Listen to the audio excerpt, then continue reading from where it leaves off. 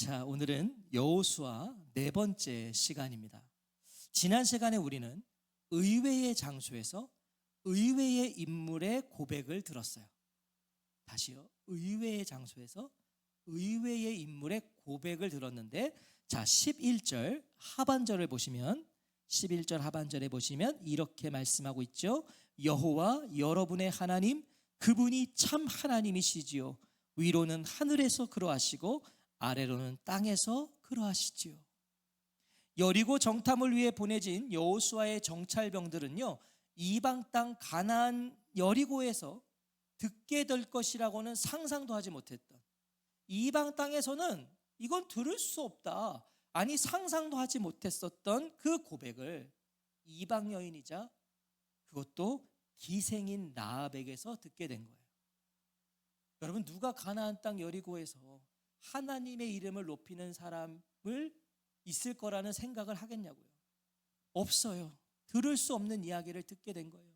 심지어 그걸 말할 수 없을 것 같은 여인, 이방 여인의 기생인 사람에게 통해서 하나님을 들었어요. 점령해야 될 여리고의 정세를 살피기 위해서 은밀하게 들어온 여리고예요. 몰래 들어왔어요. 여리고 사람들의 시선과 의심을 피하고 싶어서 많은 남자들이 하루에도 수없이 드나드는 그냥 그 기생의 집에 들어간 것뿐이에요.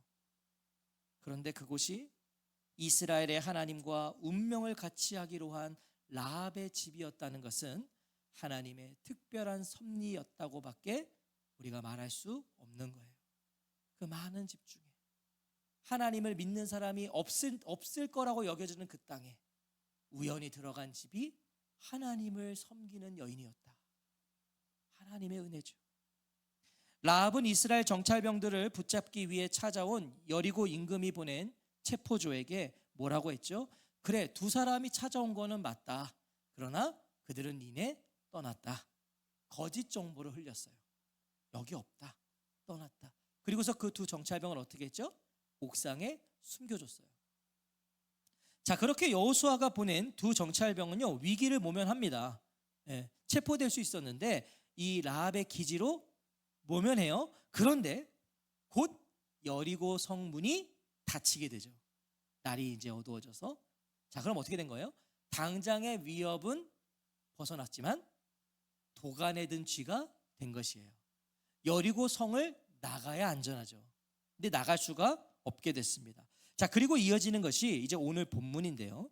라합은 놀라운 신앙 고백을 한 다음, 앞서서 했잖아요. 하나님은 참 하나님이십니다. 하늘로나 땅에나 오직 하나님만 참 하나님이십니다는 위대한 고백을 한 후에 이제 한 가지 간청을 합니다. 간절한 요구를 하나 하는데요. 그게 12절 13절인데요. 자, 보세요. 12절 13절에 보면 이제 여호와의 이름을 걸고 나에게 맹세해 주세요. 내가 여러분에게 잘해 주었듯이 여러분도 내 아버지 쪽 집안 사람들에게 잘해 주시겠다고요. 그리고 확실한 증표를 하나 나에게 주세요. 자, 간절한 요구를 하나 하는데요. 자, 앞서 라합은 9절에서 여호와가 가나안 땅을 이스라엘에게 주셨다는 걸 알고 있다라고 했어요. 라합이, 나 알고 있다. 하나님이 이 가나안 땅을 너희들에게 주셨다는 거 우리 알고 있다. 이런 고백을 했어요. 나는 알고 있어요. 여호와께서 이 땅을 여러분에게 주셨다는 것을요. 뭐예요? 하나님의 심판, 곧 이스라엘의 승리를 라합은 받아들이고 있어요. 하나님이 여기 멸하실 거고 너희가 승리할 거 안다. 인정해요. 자, 대단한 믿음입니다. 지금 대단한 믿음이에요. 그래서 자신뿐만 아니라 자신의 아버지와 어머니와 형제 자매와 그들에게 딸린 사람들의 생명을 부탁하고 있는 거예요. 너희들이 이제 여리고를 공습할 때 우리는 살려달라. 우리는 살려달라. 부탁하는 거죠. 자, 그런데 이때 라합은요, 매우 의미심장한 단어를 하나 사용해요. 이때 이 부탁을 할 때 아주 의미심장한 단어를 하나 사용하는데, 자, 뭐라고 말하고 있죠? 내가 여러분에게 잘해 주었듯이. 개역개정은 내가 너희를 선대했듯이, 이렇게 돼 있어요. 내가 잘해 준 것처럼, 자신이 잘해 준 것처럼 너희도 나와 나의 가족에게 잘해 달래요. 잘해 달래요. 그런데 여기서 이 잘해 달라는 단어가 우리가 너무 잘 알고 있는 헤세드입니다. 헤세드. 헤세드가 어떤 의미죠? 헤세드는 약속에 기초한 사랑이에요. 언약에 기초한 사랑, 언약에 기초한 자비, 언약에 기초한 은혜, 언약에 기초한 충성. 이게 헤세드입니다. 자, 이건 뭘 말해주는 거예요? 라합이 이 부탁을 할 때 헤세드를 말했다는 건 라합이 하나님의 은혜가 무엇인지를 정확히 알고 있었다는 거예요. 라합은 너무 놀라워요. 이방 여인인데 어떻게 이렇게 하나님의 은혜를 정확히 깨닫고 있냐고요. 하나님의 은혜는 헤세드다. 헤세드다. 그래서 라합은 이방인이지만 기생이지만 그런 자신도 자격 없는데 그런 자신도 하나님은 품어주시고 담아주시는 분이시라는 고백을 할 수 있었던 거예요. 그걸 알기 때문에 하나님을 아는 만큼 우리가 믿을 수 있는 거예요. 자, 그래서 이 라합은요 그 하나님과 운명을 같이 하기로 한 거예요. 이분은 나를 외면하지 않을 거다. 나 비록 이분의 백성 될 자격이 없지만 내가 이분을 선택하면 이분은 나를 안아주실 것이다. 그래서 운명을 같이 하는 거예요. 하나님께. 그걸 어떻게 할 수 있죠? 그래서 생면부지의 이 두 정찰병을 위해서 자기의 생명도 마다하지 않는 거예요. 허위 정보를 흘리잖아요. 내 집에 있는데 내 집에 없다. 이게 발각이 되면 라합은 그 자리에서 어떻게 될지 몰라요. 목숨을 거는 거예요. 하나님의 헤세드 때문에. 이게 바로 헤세드죠. 헤세드는 뭐예요? 조건 없는 은혜거든요. 조건 없는 자비거든요. 여러분 두 정찰병이 라합에게 해준 게 없어요. 오히려 라합이 아무것도 해준 게 없는 그들을 위해 목숨을 내어든 거예요. 이게 헤세드라고요. 라합은 지금 바로 그 하나님의 헤세드를 나와 가족에게 허락해 달라는 겁니다. 나와 가족에게. 내가 아무 조건 없이 너희들에게 헤세드 하는 것처럼 너희도 나의 가족을 위해 헤세드 해다오. 이 고백을, 이 부탁을 하는 것입니다. 자, 14절이 이에 대한 정찰병들의 반응인데요. 우리 14절 같이 한번 읽어볼까요? 시작. 라합에게 정찰병들이 대답했다.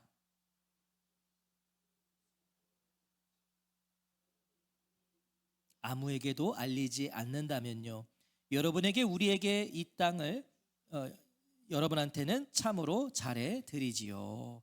자, 자신들을 위해 목숨을 건 라합에게요. 두 정찰병도 어떻게 해요? 목숨을 내놓아요. 그래, 너가 목숨 걸었지? 우리도 우리 목숨을 걸겠어. 그러면서 뭐라 그러죠? 라합과 그녀의 가족의 안전을 약속해요. 우리가 그 일에 목숨을 걸겠다. 자, 은혜로워요. 뭐예요? 헤세드의 헤세드로 답한 거예요. 저는 확신해요. 기억하세요. 헤세드는 반드시 헤세드를 낳게 됩니다. 반드시. 저도 이 목사로서의 여정을 돌아보면 그 경험이 참 많아요. 전 참 많은 성도님들의 헤세드를 받았어요. 제가 해준 게 뭐가 있어? 근데 그 헤세드를 받았는데요. 자, 헤세드를 받으면 헤세드는 헤세드를 낳죠. 근데 이 헤세드의 비밀이 뭐냐면 세상의 논리는 나에게 은혜를 베푼 사람에게 내가 은혜를 갚아요. 그게 세상의 논리예요. 자, 그런데 그거 헤세드 아니에요. 왜? 나한테 은혜를 베풀었으니까 내가 갚는 거잖아요. 그거 헤세드 아니에요. 근데 이 헤세드의 은혜는 뭐냐면 제가 많은 헤세드를 받았거든요. 그러면 제가 그걸 그 사람에게 갚는 게 아니더라고요. 제가 저와 같이 똑같은 형편에 있는 사람을 만났을 때 저는 그 헤세드가 생각이 나는 거예요. 그래서 그에게 저도 아무 조건 없이 그 헤세드를 하는 거예요. 나에게 준 사람에게 갚는 게 아니라 나에게 준 걸 기억하였다가 나와 똑같은 형편에 있는 그에게 내가 그 헤세드를 갚더라고요. 이게 헤세드예요. 세상의 논리와는 완전 다른 거죠. 나한테 주면 주는 게 아니라 나에게 줬으면 나는 그걸 또 필요로 하는 누군가를 발견했을 때 조건 없이 주는 거예요. 이게 헤세드라는 거죠. 자, 지금 이 세 사람의 이 계약이 바로 그런 의미인 거예요. 자, 이렇게 정찰병들과 헤세드 계약을 체결한 라합은 지체하지 않고 두 사람을 자신의 집에서 내보내요. 자, 생각해 보세요. 지금 정찰병들이 어디로 갔습니까? 이 라합의 거짓말로 요르단강 나루로 갔어요. 글로 갔다 그래서. 근데 가보니까 없어요. 그러면 제일 먼저 어디로 돌아올까요? 라합의 집으로 돌아오겠죠. 당연하잖아요. 왜냐면 그 라합의 집에 있는 걸 알고요. 또 라합도 여기 왔다는 걸 인정했잖아요. 그러니까 다시 가보겠죠. 제일 먼저. 자, 라합은 그걸 안 거예요. 그래서 이 15절을 보면요, 왜 하나님의 보이지 않는 손이 두 정찰병을 라합의 집으로 인도하셨는지를 우리가 또 하나의 증거를 보게 돼요. 와, 하나님이 왜 하필 라합의 집으로 보내셨을까? 자, 15절 보시면 이렇게 말씀하고 있어요. 라합은 그들이 창문을 통해 밧줄을 타고 내려가게 해주었다. 라합의 집이 성벽 담에 붙어 있고 라합은 성벽 위쪽에 살고 있었던 것이다. 자, 하나님이 왜 라합의 집에 보내셨을까가 여기서 다시 한번 확인되는데, 제 얘기를 잘 들어보세요. 당시 여리고라는 도시는요, 바깥 성벽이 있었고요, 전체 크게 바깥 성벽이 있었고 그 안에 또 성벽이 있었어요. 그러니까 성벽이 이중인 거죠. 큰 성벽, 그 안에 또 작은 성벽. 그럼 마을은 어디 있었겠어요? 이 안성벽 안에 있는 거예요, 중앙에. 자, 그러면 바깥 성벽, 안성벽이 있으면 이 사이에 공간이 있겠죠. 자, 여기에 또 사람들이 살았는데 이 공간에 사는 사람들은 당시 신분이 낮은 사람들, 가난한 사람들, 라합처럼 그런 기생들, 그런 사람들이 바깥 성벽과 안성벽 사이에 집을 짓고 살았습니다. 그러니까 이 안성벽 안에 마을로는 못 들어오는 거예요. 이 사람들은 거기 살아요. 자, 그런데 보세요. 그 중에서도 라합의 집은 어디래요? 성벽 위쪽이래요. 자, 그러면 성벽 위쪽이면 적들이 침투할 때 가장 취약한 곳이에요. 가장 위험한 곳이에요. 이건 뭘 말해주는 거냐면 당시 라합의 사회적 신분이 그만큼 낮고 천했다는 거예요. 그래서 제일 위험한 곳에 살아야 되는 거예요. 제일 위험한 곳에. 자, 그런데 보세요. 하지만 두 정찰병이 굳게 닫힌 여리고 성을 빠져나가는 일에는 최상의 위치였어요. 그렇죠? 성벽 위쪽이니까 그냥 줄만 내려서 내려가면 되는 거예요. 밑에만 살았어도 다시 올라가서 내려가야 되는데 이 두 정찰병이 여리고성을 빠져나가는 일에는 가장 좋은 위치에 하나님은 보내셨다는 거예요. 자, 하나님은요, 언제나 가장 좋은 것을 준비하시고 가장 좋은 걸 예비하시고 가장 좋은 것을 허락하시는 분이라는 것을 기억하시기 바랍니다. 우리 눈에 보기에는 그게 좋아 보이지 않을지라도 하나님께는 그게 최상의 것일 수 있단 말이에요. 그래서 기억하셔야 돼요. 하나님은 우리가 보기에 좋은 것을 주시는 게 아니라 하나님 보시기에 좋은 것을 허락하세요. 그게 그래서 내 눈에는 좋아 보이지 않을 수 있어요. 그런데 그게 지나보면 나에게 최상의 것이었어요. 하나님 나에게 왜 날 여기다 두셨지? 그때는 이해가 안 돼요. 그런데 지나고 보면 아, 하나님 그래서 나를 그 자리에 두셨구나. 지금 두 정찰병이 그걸 경험하게 되는 거죠. 이렇게 수월하게 빠져나갈 수가 없는 거예요. 그 집에 갔더니. 자, 이 두 정찰병을 떠나보내면서 라합이 이렇게 말합니다. 16절 같이 읽겠습니다. 시작. 라합은 그들에게 말했다. 산으로 가세요. 그러면 뒤쫓는 사람들이 두 분을 찾지 못할 테니까요. 3일 동안 산에서 몸을 숨기도록 하세요. 결국 뒤쫓는 사람들이 돌아오겠지요. 그런 다음에 두 분도 계속 길을 가세요. 자, 라합은 여리고를 알지 못하는 두 사람, 이 두 정찰병은 여리고를 잘 몰라요. 몰래 지금 정찰하러 들어온 사람들이 거기에 어디에 뭐가 있고 어디 숨을 곳이 있고 모릅니다. 자, 그래서 라합은요, 숨을 곳을 가르쳐 주는데 여리고 서쪽 800m 지점에, 지금도 역사적으로 보면 800m 지점쯤 가면 서쪽으로 거기 산이 있대요. 근데 그 산이 석회암 동굴이 아주 많은 산이래요. 그러니까 숨을 곳이 많은 곳이죠. 거기로 가라는 거예요. 심지어 그 위치가 체포조는 지금 요르단강 나루로 갔죠. 자, 근데 지금 라합이 산으로 가라는 건 그 반대쪽이래요. 완전 정반대의 산으로 가라는 거예요. 라합은 그곳에서 3일 동안 몸을 숨기다가 체포조가 다 포기하고 돌아가면, 더 이상 못 찾겠어서 돌아가면 그때 이 여리고를 빠져서 이제 돌아가라는 거예요. 다시 요단강 건너서 여호수아에게 가라는 거예요. 그때. 자, 저는 여기서 질문이 생겨요. 어떤 질문이냐면, 라합은 이 산, 더 정확히 말하면 그 산에 있는 굴을 어떻게 알았을까? 목사님은 참 희한한 것도 궁금해하네. 저는 이런 게 궁금한 목사인 거예요. 성경 보면서. 라합은 이거 어떻게 알았을까? 그리고 또 하나, 라합은 도대체 어떻게 그곳의 안전을 확신했을까? 거기가 안전하다고 생각되니까 가라는 거잖아요. 그걸 어떻게 확신했을까, 라합은? 자, 이상한 생각하시네 하는 게 아니라 제 얘기를 한번 잘 들어보세요. 은혜가 될 거예요.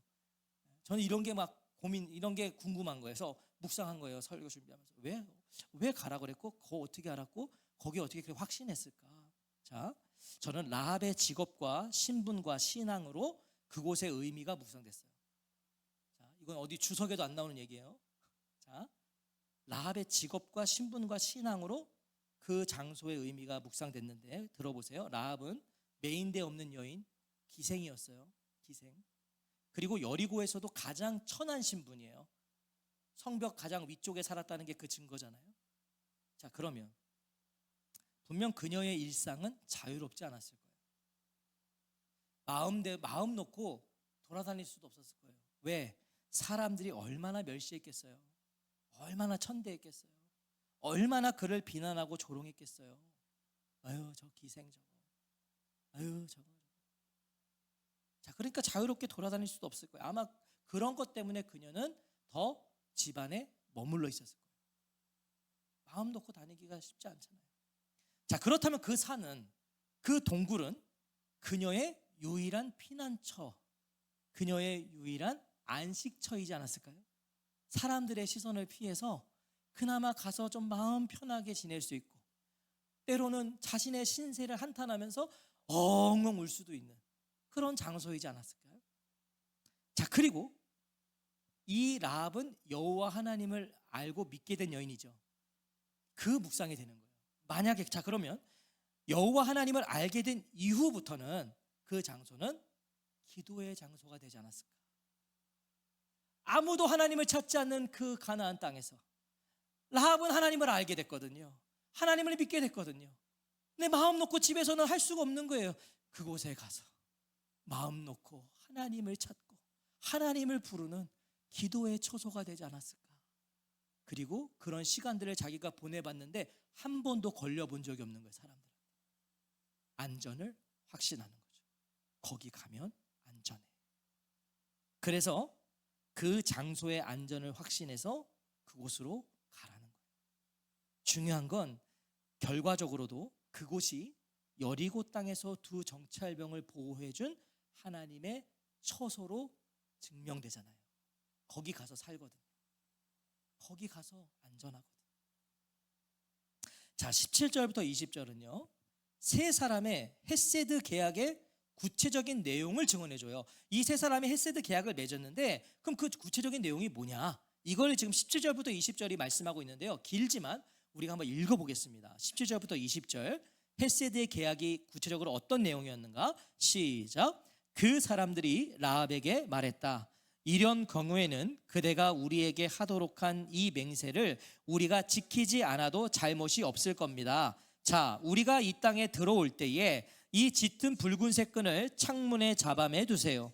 그대가 우리를 내려가게 해준 창문에요.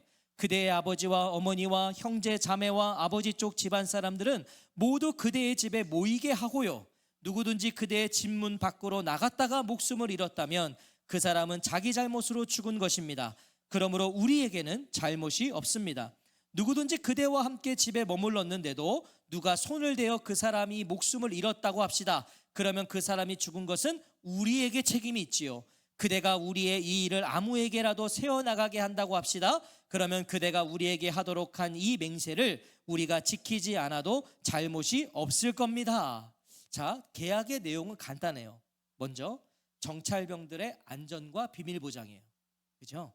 우리가 여기 몰래 들어온 거 비밀, 우리가 저기가 숨은 거 비밀, 그거 보장해야 된다, 이거고요. 또 하나는 뭐죠? 짙은 붉은색 끈을 창문에 매는 거예요. 창문에 매는 거. 또 하나는 그 라합의 집에 가족들이 다 모여서 있는 거. 이게 그 헤세드 계약의 내용이에요. 자, 이 헤세드 계약은 하나님 안에서의 맹세입니다. 헤세드의 계약은 하나님 앞에서 한 거예요. 세 사람이. 자, 그래서 어기면 안 돼요. 그래서 이 사람들이 이걸 뭘 하고 있는 거냐면 지금요, 책임 소재를 분명히 하는 거예요. 이거 하나님 안에서의 계약이기 때문에 약속을 지켰는데, 나는 약속을 지켰는데 너가 어겨서 그것이 틀어진 거면 그 죄는 너에게 있는 거다. 이걸 분명히 하는 거예요.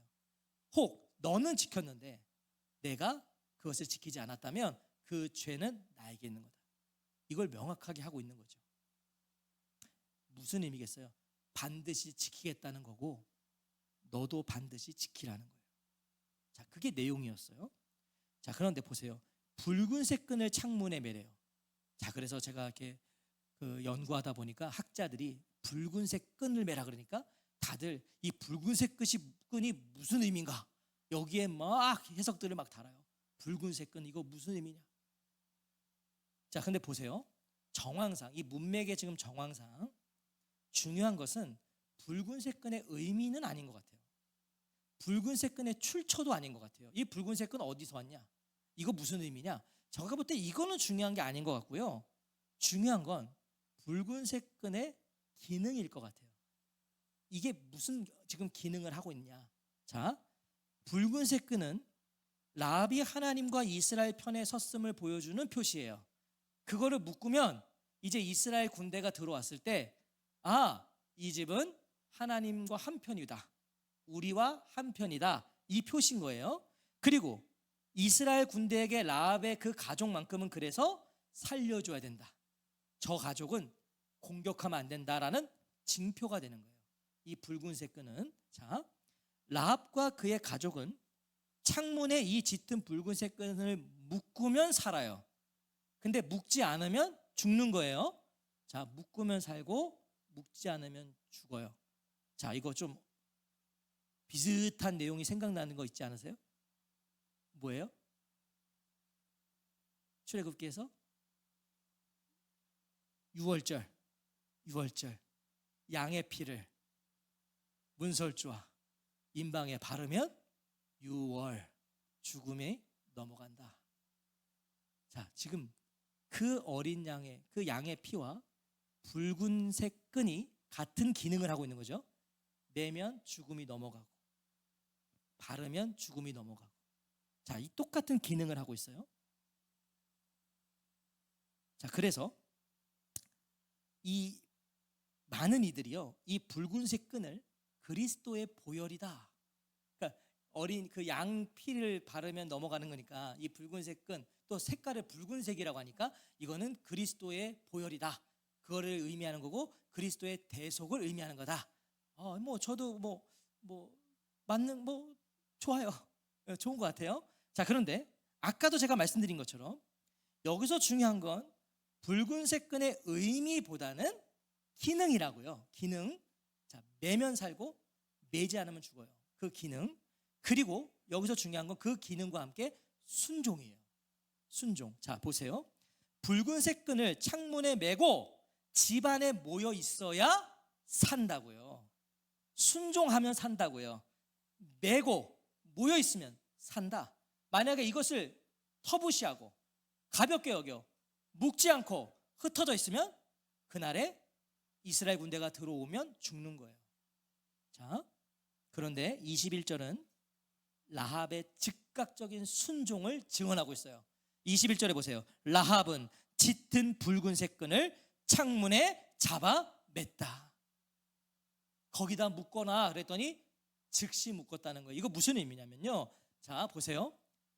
2명의 정찰병이 떠나자마자 라합은 그 붉은색 끈을 묶었다는 거예요. 자, 근데 이거 보세요. 이게 지금 자연스럽지 않은 건데 보세요. 당장 이스라엘의 여리고 공격이 시작되는 게 아니에요. 이 정찰병들이 돌아가야 돼요. 가서 보고를 하고 이제 군대가 딱 채비를 갖춰 들어오는 거예요. 그런데 지금 이 두 정찰병은 어디로 가고 있죠? 산으로 가서 또 3일을 숨어야 돼요. 그러니까 당장 공습이 있는 게 아니었다고요. 라합의 말대로 3일 동안 숨었다가 여호수아에게 가야 돼요. 그런데 라합은 보세요. 두 정찰병을 떠나 보내자마자 짙은 붉은색 끈을 창문에 메었다고요. 가자마자. 뭘 말해주는 걸까요? 순종은 잠시 후가 아니라는 거예요. 순종은 내일이 아니라는 거예요. 내일 순종하지 뭐. 조금 이따 순종하지 뭐. 이거 순종 아니라는 거예요. 보세요. 순종은 지금이에요. 순종은 오늘이라고요. 오늘. 미루는 것은 그때부터 순종이 아닙니다. 그런 경험 있지 않으세요? 저도 뭐 설교를 듣거나 말씀을 읽거나 기도 가운데 하나님 어떤 마음을 탁 주세요. 근데요, 그거 그 자리에서 순종 안 하면 잊어버려요. 그리고 시간이 지나면 지날수록 내 머리가 그게 납득이 안 돼. 계산이 안 되거든요. 순종 안 하는 거예요. 자, 보세요. 미루는 것은 그때부터 순종이 아닌 이유는 뭐냐면 내가 주도권을 갖기 시작하거든요. 하나님의 주도권으로 내가 순종해야 되는데 시간이 지나면 내가 내 주도권을 갖기 시작해요. 그리고 그때부터 내가 설득돼야지만 순종하는 거예요. 그건 순종이 아니죠. 그거는. 자, 기억하십시오. 이해해서 순종하는 인생이 아니라, 이해가 돼서 순종하는 인생이 아니라 순종함으로 이해하게 되는 인생들이 되시기를 축복합니다. 이해돼서 하는 거 누가 못하냐니까요. 그건 순종했다고도 하지 마요. 그런데 내가 이해가 안 되는데 순종함으로 이해하게 되는 거예요. 저는 이게 성도들이 이 땅을 살아가는 맛이어야 돼요. 야, 내가 순종했더니 이런 거였어. 그렇게 알아가는 인생이 재밌지 않을까요? 그런 인생이 신나지 않을까요? 한 걸음 내딛어 봤더니 알게 되고, 내가 지금 계산이 안 서서 그냥 가만히 있으면 모르는 건데 내가 믿음의 첫 발을 탁 내딛었더니 이 맛을 보며 살아가시기를 축복합니다. 아멘. 자, 두 정찰병은요, 라합의 조언대로 산으로 가요. 이 두 정찰병도 순종해요. 믿어요. 그 말을 믿고 가는 거예요. 그러니까 살았잖아요. 믿고 가니까 살았잖아요. 자, 가서 3일 동안 몸을 숨겼고요. 체포조는 샅샅이 뒤졌지만 결국 이들을 찾아내지 못해요. 그건 라합이 보장한 거예요. 내가 거기서 뭘 해도 사람들이 날 찾지 못했거든. 자, 찾아내지 못해요. 23절, 24절은 그 이후의 증언인데요. 23, 24절 한번 같이 읽어볼까요? 시작. 그 두 사람은 다시 산에서 내려와 강을 건너 눈의 아들 여호수아에게 왔다. 그러고는 자기들에게 일어났던 일을 모두 여호수아에게 자세히 말해 주었다. 그들은 여호수아에게 말했다. 여호와께서 우리 손에 그 땅을 모두 넘겨주셨습니다. 그래서 그 땅에 사는 사람들도 모두 우리 앞에 기죽어 있었습니다. 자, 정찰병들은 라합 덕분에 안전히 여호수아에게로 돌아가고요. 그들에게 정찰 보고를 다 하는 거예요. 그리고 이 정찰병들의 임무는 끝나요. 근데 여기 보면 성경이요, 어쩜 이렇게 정확히 기록하시는지 보세요. 자, 눈의 아들 여호수아에게 왔다. 그러고는 자기들에게 일어났던 일을 여호수아에게 말했대요. 자, 따지고 보면 두 정찰병이 가서 한 거 있어요? 정찰병으로서의 임무는 실패해요. 이 사람들이 가서 한 게 없어요. 가자마자 걸렸고, 그렇죠? 도망치듯 들어간 집에서 도움만 받았어요. 도움만. 그래서 성경은 이렇게 기록하는 거예요. 자기들에게 일어났던 일, 자기들이 한 일이 아니라 일어난 일, 그냥 자기들의 의지 없이 일어난 그 모든 일을 보고한 거예요. 하나님이 하신 일을 보고한 것이죠. 자, 근데 우리가 여기서 주목할 것은요, 이 먼 훗날 이 믿음의 여인 라합에 대한 성경의 증언입니다. 먼 훗날 이 라합에 대한 성경의 증언이 무엇인가? 누구도 예상할 수 없는 곳에서 라합이 등장해요. 누구도 예상하지 못한 마태복음 1장 5절인데요. 마태복음 1장 5절 제가 읽어볼게요. 살몬은 라합에게서 보아스를 낳고, 보아스는 룻에게서 오벳을 낳고, 오벳은 이새를 낳았다. 자, 이 마태복음 1장은 예수님의 족보입니다.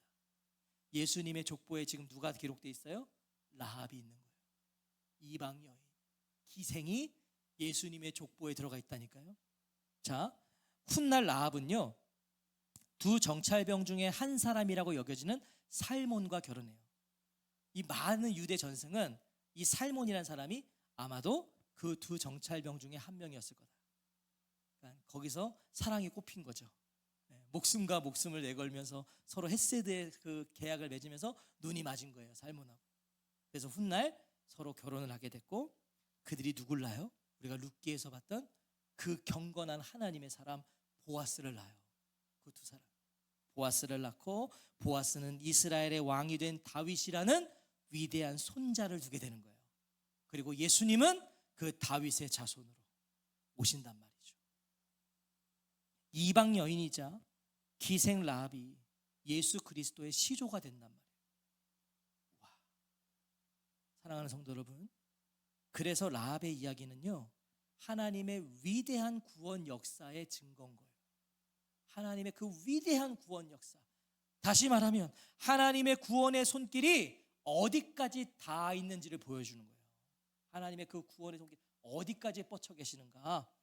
라합은 가나안 여인입니다.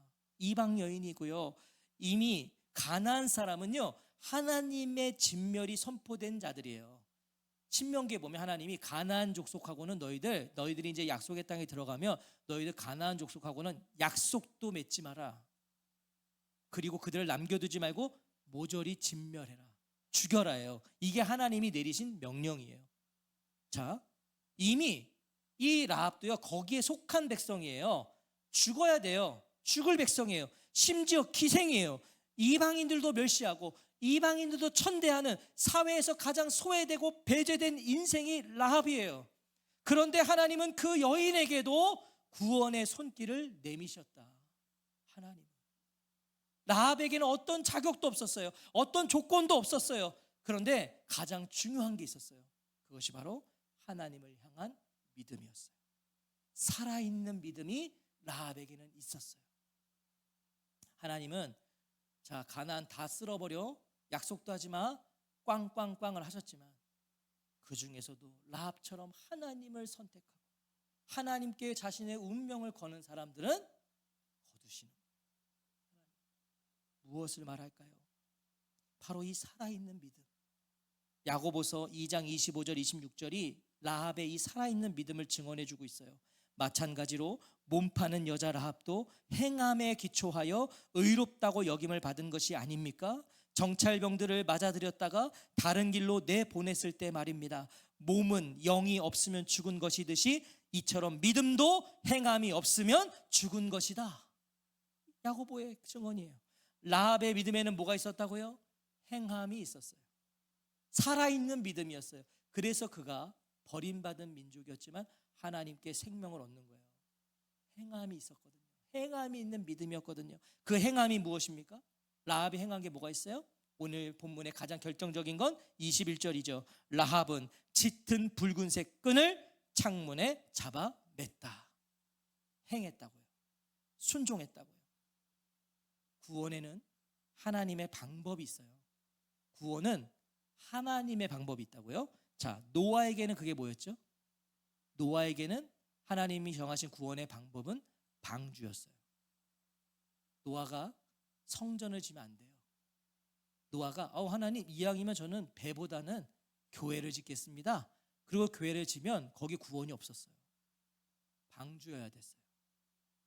6월절에는 양의 피를 발라야 돼요. 염소 피 바르면 안 돼요. 양의 피를 발라야 구원이 있는 거예요. 라합에게는 붉은색 끈을 매야 되는 거예요. 파란색 끈 매면 안 돼요. 눈에 보이는 아무 색 끈 매면 안 되는 거였어요. 하나님 말씀하신 이들을 통해 말씀하신 붉은색 끈을 매야 돼요. 그래야 구원이 임해요. 하나님이 구원하지 못할 인생은 없으세요. 라합처럼 가장 천하고 모든 게 망가지고 어떤 소망과 희망도 없는 여인일지라도 하나님은 구원하세요. 구원하지 못할 인생 없으세요. 하나님은 라합도 구원하셨어요. 하지만 오직 하나님의 방법으로만 구원하신다는 걸 기억하셔야 돼요. 하나님의 방법으로만요. 방법으로만. 자, 그러면 하나님이 우리에게 말씀하신 붉은색 끈은 뭘까요? 붉은색 끈. 노아에게는 그게 방주였고 6월절에는 그게 양의 피였고 라합에게는 그게 붉은 끈이라면 오늘 우리에게 말씀하시는 붉은 끈은 그럼 뭐겠냐고요? 우리는 그 구원의 징표를 알아야 돼요. 구원의 징표. 왜? 하나님은 하나님의 방법으로만 구원하시니까. 그 구원의 징표를 알아야 돼요. 그 구원의 징표가 있는 곳으로 우리는 피해야 돼요. 자, 라합의 묶으면 그곳으로 피해야 돼요. 거기 있어야 돼요. 자, 그럼 우리에게 그것은 무엇이겠냐고요? 우리의 붉은색 끈은, 우리의 유일한 구원의 징표는 예수 그리스도의 십자가예요. 다른 게 없어요. 예수 그리스도의 십자가가 오늘 라합의 그 붉은색 끈이에요. 우리에게 그게 붉은색 끈이에요. 예수 그리스도의 십자가. 그리고 우리가 피할 곳은 십자가에서 흘리신 예수 그리스도의 핏값으로 세우신 교회라는 거예요. 우리가 피할 곳은 교회인 거예요. 구원은 그곳에 있는 거예요. 십자가에 있는 것이고, 그 십자가의 보혈로 세워진 교회에 있는 거예요. 우리는 그 끈을 메고 그 집에 모여 있듯이 우리는 그 십자가 아래서 그 주님의 교회 안에서 있는 거예요.